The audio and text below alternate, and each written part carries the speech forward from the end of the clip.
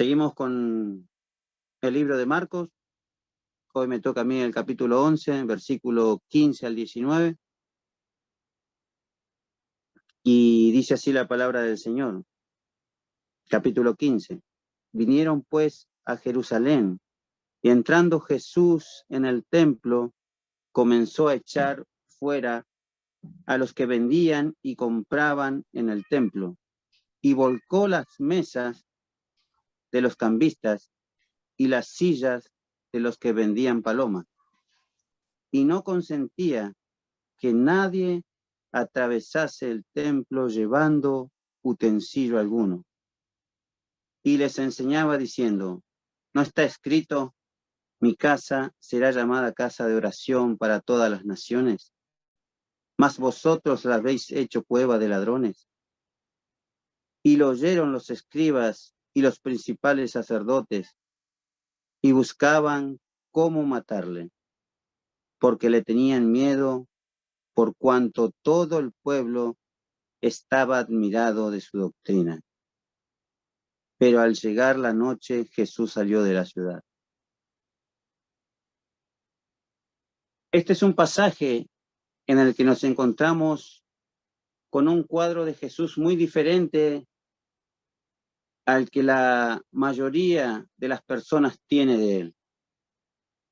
Aquí nos encontramos con un Jesús que maldice una higuera porque no tenía fruto. Un Jesús que entra en el templo de Jerusalén y comienza a echar fuera a todos los vendedores de animales para el sacrificio, a volcar la mesa de los cambistas. La pregunta es, ¿cómo conectamos a este Jesús de Marcos 11 con aquel otro Jesús que en los versículos anteriores que permitía que los niños se acercaran a él para bendecirlos?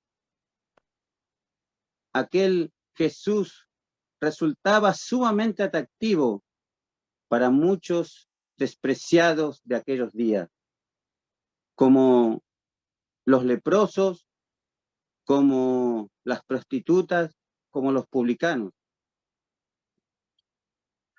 El relato empieza con la entrada triunfal de Jesús en Jerusalén, el conocido Domingo de Ramos. Eso nos narra Marcos en el versículo 1 al 11. Y Marcos incluye una nota al final de esta porción que nos provee una clave para entender todo lo que nosotros vamos a ver en esta noche, hermano. Jesús echó un vistazo general a lo que estaba sucediendo en el templo. Y como vemos, en un momento hubo algo allí que le llamó la atención. Pero ya era tarde, dice el texto, y decidieron regresar y pasar la noche en la aldea de Betania. Eso ocurrió el domingo de la semana de la Pasión. El lunes, en la mañana, Jesús regresa con sus discípulos a Jerusalén. Y entonces es cuando ocurre ese encuentro entre Jesús y un árbol de higuera que nos habla el versículo 12 del capítulo 11. Este árbol de higuera es un objeto de enseñanza para sus discípulos, que seguramente estaban bien familiarizados con el simbolismo de la higuera. Si nosotros leemos con atención el Antiguo Testamento, que la higuera es usada allí como una figura de la relación de Dios con su pueblo, eso nos hablan en Deuteronomio 8, capítulo 8, versículo 7. Si quiere después lo puede leer, hermano. Los judíos asociaban la higuera con la bendición de Dios, pero de la misma manera ellos asociaban una higuera sin fruto con el juicio de Dios. Hablando, por ejemplo, del castigo que vendría sobre la nación de Israel por causa de sus pecados. Dios les dice en Jeremías capítulo 8, versículo 13, que sus vides quedarían sin uvas y sus higueras sin hojas y sin frutos. Esa era una figura del juicio de Dios. una figura que el mismo Señor Jesucristo usó en Lucas 13, versículo 6, que dice, Dios también dijo también esta parábola. Tenía un hombre una higuera plantada en su viña y vino a buscar fruto en ella y no la halló. Y dijo al viñador, he aquí hace 3 años que vengo a buscar fruto en esta higuera y no la hallo. Córtala, para que inutiliza también la tierra. Él entonces respondió y le dijo, Señor, déjala todavía este año hasta que yo cabe alrededor de ella y la abone. Y si diere fruto bien, y si no, la cortarás después. Una figura que el mismo Señor Jesucristo usó. Los judíos creían estar bien con Dios, porque todavía ellos llevaban a cabo fielmente sus rituales religiosos al templo de Jerusalén. Ellos todavía celebraban fielmente todas esas fiestas religiosas, como la Pascua. Pero toda esa religiosidad era como esa higuera, que tenía muchas hojas, pero no daban fruto. Algo estaba a punto de ocurrir en la nación de Israel. Y la purificación del templo que ocurrió inmediatamente después nos explica la razón de este juicio. Para nosotros en el día de hoy es difícil entender lo que significaba el templo para un judío. En los días de Jesús, el templo de Jerusalén era el eje que giraba toda la vida del pueblo de Israel. Simbolizaba la presencia de Dios en medio de ellos. Le daba un sentido de pertenencia. El templo era el lugar donde los judíos llevaban a cabo aquellos sacrificios instituidos por Dios en la ley de Moisés. Nuestro Dios es bueno, nuestro Dios es justo, nuestro Dios no puede pasar por alto el pecado del hombre. Y Él es su justicia, Él y su justicia, y en su amor diseñó un plan de redención a través de la encarnación y muerte de su propio Hijo, nuestro Señor Jesucristo. Así que todos esos sacrificios que los judíos llevaban a cabo en el templo anunciaban la venida del Hijo de Dios y su sacrificio en la cruz del Calvario. Como dijo Juan el Bautista, Él era el Cordero de Dios que quita el pecado del mundo. De manera que la existencia misma del templo era un recordatorio de que nosotros no podemos acercarnos a Dios a menos que alguien pague por nosotros las cuentas que tenemos pendientes. Su justicia perfecta por causa de todos nuestros pecados, esa era la idea que el templo debía transmitir a los judíos. Pero lamentablemente, los mismos líderes religiosos de Israel que estaban supuestamente a cargo de recordar estas verdades fundamentales, terminaron profanando y corrompiendo ese lugar de adoración y de reconciliación. Hermanos, la religión en Israel había llegado a ser un negocio redondo, sobre todo para sus líderes. La religión sigue siendo un negocio.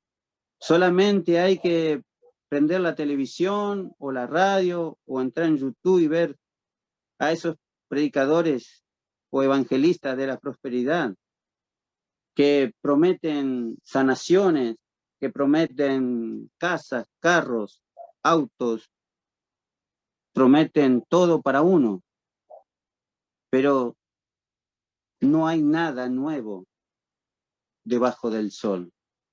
Así como en esos tiempos, hoy también esa religiosidad abunda. Jesús estaba profundamente indignado con todo lo que estaba sucediendo allí, lo que nos lleva de la mano a la purificación del templo. Y el versículo 15 nos dice así: vinieron pues a Jerusalén, y entrando Jesús en el templo comenzó a echar fuera a los que vendían y compraban en el templo, y volcó la mesa de los cambistas y las sillas de los que vendían palomas. 16. Y no consentía que nadie a través del templo llevando utensilios alguno. El templo parecía en esa época cualquier otra cosa menos un lugar donde los hombres podían encontrarse con Dios y reconciliarse con Él. Era una plaza de mercado. Miren lo que nos dice el versículo 17. Y les enseñaba diciendo: ¿no está escrito, mi casa será llamada casa de oración para todas las naciones, mas vosotros la habéis hecho cueva de ladrones? El Señor está mezclando aquí dos pasajes del Antiguo Testamento. Es importante que nosotros veamos estos textos en su contexto, porque el judío conocedor de las Escrituras iba a entender rápidamente a qué estaba refiriéndose el Señor. Cuando un judío citaba las Escrituras, generalmente estas personas podían asociar el contexto. Es como en el día de hoy, cuando nosotros le decimos a un norteamericano Vietnam, no tenemos que decirle nada más a ellos. Saben que nos estamos refiriendo a la guerra de Vietnam. Cuando se citaba una porción del pasaje del Antiguo Testamento, el judío promedio, conocedor de las Escrituras, inmediatamente asociaba ese pasaje con todo su contexto. La primera cita se encuentra en Isaías capítulo 56. Y a los hijos de los extranjeros que sigan a Jehová para servirle y que aman el nombre de Jehová para ser sus siervos, a todos los que guarden el día de reposo para no profanarlo y abracen mi pacto. Versículo 7. Y los llevaré a mi santo monte y los recrearé en mi casa de oración. Sus holocaustos y sus sacrificios serán aceptos sobre mi altar, porque mi casa será llamada casa de oración para todos los pueblos. Y allí se anuncia explícitamente que el propósito de Dios con el templo era atraer a personas del mundo entero para que conocieran al Dios vivo y verdadero.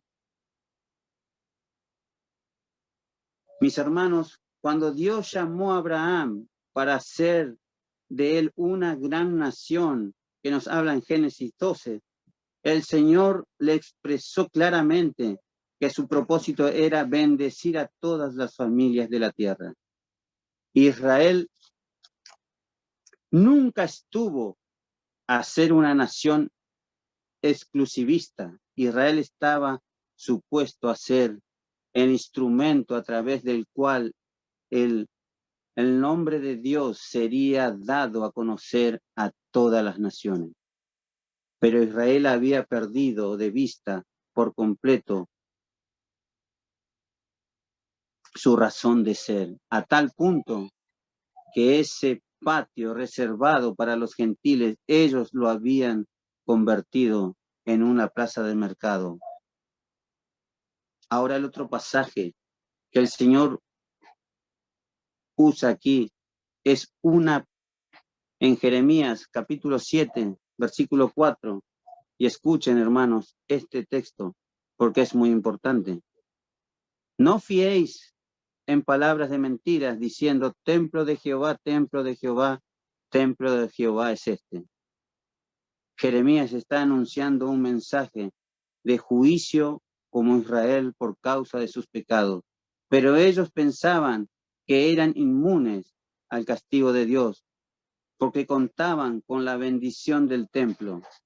Escuchen lo que dice, diciéndole Dios a ellos en Jeremías, capítulo 7, versículo 8. He aquí vosotros confiáis en palabras de mentira que no aprovechan, hurtando, matando, adulterando, jurando en falso e incensando a Baal y andando tras dioses extraños que no conocisteis.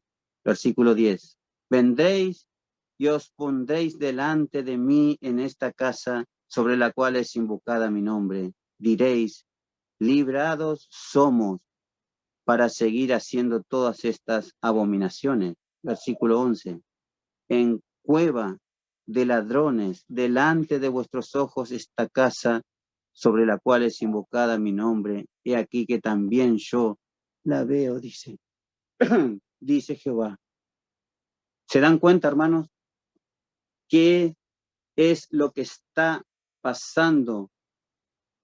El problema no era simplemente que los judíos y sobre todo los líderes religiosos tenían en el templo. El problema era mucho más profundo que ellos. Estaban haciendo todo eso. Ellos estaban engañando al pueblo. Ellos estaban robando, pero se sentían protegidos por estar en el templo. Estos judíos se estaban escudando detrás de sus rituales religiosos para protegerse del castigo de Dios. Se ocupaban detrás de una fachada para seguir viviendo sus vidas como les diera la gana. Ellos habían convertido el templo en una cueva de ladrones. Mis hermanos, déjenme hacerles una pregunta. ¿Cómo crees que lucen las personas que viven sus vidas de espaldas a Dios? Cuando pensamos en una persona que vive su vida de espaldas a Dios, ¿qué tipo de persona nosotros podemos tener en mente? ¿Tú piensas que todos ellos son ateos o abiertamente son inmorales? Porque según este pasaje eso no es así. Mucha gente religiosa y muchos evangélicos y tal vez algunos de Sión están tan lejos de Dios como el más depravado de los hombres. Miren lo que nos dice Mateo capítulo 7, versículo 21.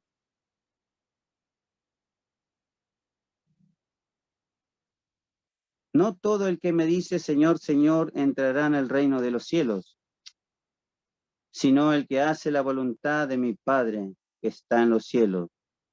Muchos me dirán en aquel día, Señor, Señor, no profetizamos en tu nombre, y en tu nombre echamos fuera de demonios, y en tu nombre hicimos muchos milagros. Y entonces le declararé, nunca os conocí, apartaos de mí, hacedores de maldad.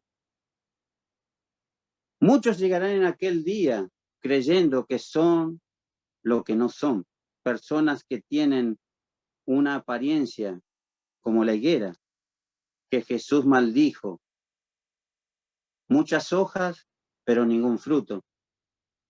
Lo que estoy diciendo es una persona que profesa ser cristiana y congrega todos los domingos, que es piadosa para hablar, que ora antes de comer, pero no vemos en su vida los frutos de la verdadera fe y del verdadero arrepentimiento.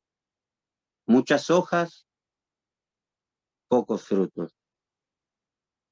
La salvación es un regalo de Dios que se recibe únicamente descansando en Cristo y en su obra redentora. Pero mi hermano, todo aquel que realmente se arrepiente manifiesta a través de sus frutos la realidad de su fe y de su arrepentimiento. Tienen un interés en obedecer a Cristo. Mis hermanos, creer en Cristo es creer en Cristo. Creer en Cristo no es creer en nosotros mismos. Ven, mis hermanos, cuál es la cuestión de este texto. No se trata de un lugar físico, se trata del corazón. Estas personas estaban en el lugar correcto, haciendo las cosas correctas, diciendo las palabras correctas, pero el deseo de exaltar el nombre de Dios, el deseo de buscar la gloria de Dios, no era lo que dominaba sus corazones. Noten lo que Marcos nos dice en el versículo 18. Y lo oyeron los escribas y los principales sacerdotes y buscaban cómo matarlo, porque le tenían miedo, por cuanto todos el pueblo estaba admirado de su doctrina. Ellos estaban indignados. Ellos no estaban indignados por lo que Jesús hizo en el templo, ni siquiera estaban en desacuerdo con la teología de Jesús. La razón porque quieren matar a Jesús era el temor de que las multitudes se fueran detrás de él y ellos perdieran su posición de prestigio, su poder y autoridad que tenían. Porque empezaron a perder clientes, ¿no? Eso no tenía nada que ver con la gloria de Dios, sino con el orgullo y el egoísmo de sus propios corazones.